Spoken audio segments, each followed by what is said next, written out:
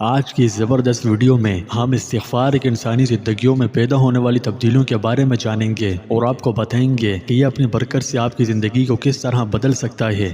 ہم میں سے اکثر استغفار کرتے تو ہیں مگر اس سے جو روحانی لہریں نکلتی ہیں ان کو محسوس نہیں کر پاتے۔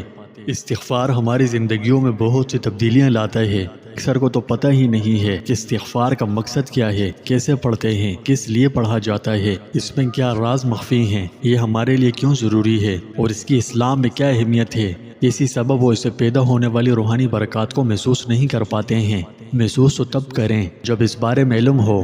اب علم کیسے حاصل کریں تو یہ ویڈیو اسی بارے میں ہے۔ آج کی اس زبردست ویڈیو میں ہم استغفار ایک انسانی زندگیوں میں پیدا ہونے والی تبدیلیوں کے بارے میں جانیں گے اور آپ کو بتائیں گے کہ یہ اپنی برکت سے آپ کی زندگی کو کس طرح بدل سکتا ہے۔ سب سے پہلے تو اللہ تعالیٰ کا لاکھ لاکھ احسان ہے کہ اس نے ہمیں ماہ رمضان جیسی عظیم نعمت سے سرفراز فرمایا۔ اس کی ہر گھڑی رحمت بھری ہے۔ اس مہینے میں اجر و ثواب بہت زیادہ بڑھ جاتا ہے۔ نفل کا ثواب فرض کے برابر اور فرض کا ثواب 70 گنا کر دیا جاتا ہے۔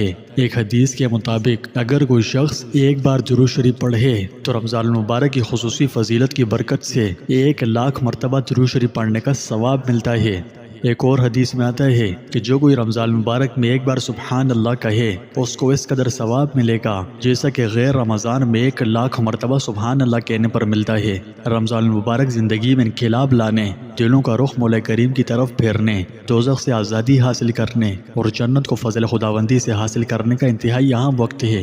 ممکن ہے کہ کسی کی زندگی کا یہ آخری رمضان ہو، موت کے بعد کروڑوں حسرتوں اور عرضوں کے باوجود ایک سجدہ بھی کرنا چاہو گے یا ایک دفعہ سبحان اللہ کہنا چاہو گے تو یہ ثواب حاصل نہ ہو سکے گا۔ نیکیوں کے ایسا بازار پھر کبھی بھی اور کہیں بھی نصیب نہ ہو سکے گا۔ یہ نیکیوں کی تجارت کا مہینہ ہے۔ جو شخص جتنی تجارت کر سکتا ہے کر کے نیکیاں کما لے، کیونکہ زندگی کسی سے وفا نہیں کرتی۔ ماہ رمضان المبارک اللہ کی بہت بڑی نعمتوں میں سے ایک عظیم نعمت ہے۔ اس میں چھوٹے چھوٹے اعمال پر بھی اس قدر اجر و ثواب ملتا ہے جو غیر رمضان میں نہیں مل سکتا۔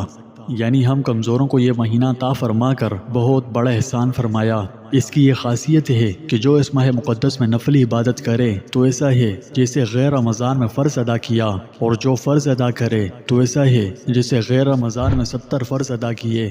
اس ماہ مقدس کے توبہ استغفار کے ساتھ خصوصی مناسبت ہے۔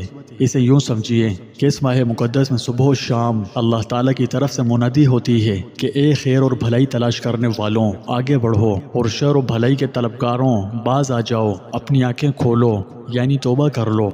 رمضان المبارک ایمان کا موسم بہار ہے۔ بہت ہی خوش قسمت ہیں وہ لوگ جو اس کی قدر پہچانیں، اور بہت ہی محروم ہیں وہ لوگ جو اس دریائے رحمت سے بھی محروم رہیں اور اپنی نجات و مغفرت کا سامان نہ کر سکیں۔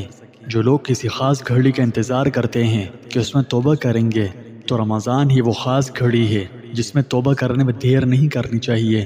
یاد رہے کہ توبہ و استغفار پورے سال کے کسی بھی دن اور کسی بھی وقت کی جا سکتی ہے۔ موت سے پہلے پہلے ہر وقت قابل قبول ہے۔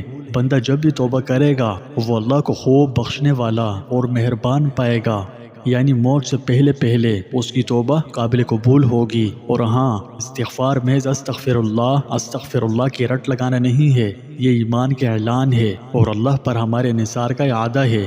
جب ہم استغفار کے مبارک الفاظ بولتے ہیں تو ہم اس کی قدرت، رحمت و بخشش کا کھلے دل سے اعتراف کرتے ہیں۔ عاجزی اور تواضع کا یہ عمل خالق کے ساتھ ہمارے بندن کو مضبوط کرتا ہے، ہمیں حتمی امن اور محبت کے منبع کے قریب لاتا ہے۔ استغفار صرف ایک دفعہ کا عمل نہیں ہے، یہ خود کی بہتری کا ایک مسلسل سفر ہے کہ ہم مستقل طور پر معافی مانگتے ہیں اور اپنے آپ کے بہتر ورژن بننے کی کوشش کرتے ہیں۔ یہ اللہ کا ہم گناہ گاروں پر بہت بڑا احسان ہے کہ اس نے ہمیں استغفار کا تحفہ دیا۔ یہ رحمت و فضل کے دروازے کھولنے کی کنجی ہے۔ استغفار نہ صرف ہماری روح کو گناہوں کی گندگی سے پاک کرنے کا کام کرتا ہے بلکہ اس کے فضل و کرم کو اپنی طرف متوجہ کرنے کی بھی طاقت رکھتا ہے۔ استغفار نہ صرف ہماری مشکلات، آزمائشوں اور پریشانیوں کو دور کرتا ہے بلکہ ہماری خوشیوں اور کامیابیوں کو بڑھانے کا بھی سبب بنتا ہے۔ استغفار نہ صرف جہنم کی آگ سے بچنے کا ذریعہ ہے بلکہ جنت میں داخل ہونے کا بھی ذریعہ ہے۔ میرے پیارے بھائیوں اور بہنوں، آئیے ہم استغفار کو اپنا ساتھی، اپنا دوست، اپنا حلیف بنائیں۔ آئیے استغفار کو اپنا سکون، خوشی اور اطمینان کا ذریعہ بنائیں۔ آئیے ہم استغفار کو اللہ کی محبت، رضا اور بخشش کے حصول کا ذریعہ بنائیں۔ آئیے استغفار کو اپنی زندگی کا راستہ، کامیابی کا سفر اور جنت کا ٹکٹ بنائیں۔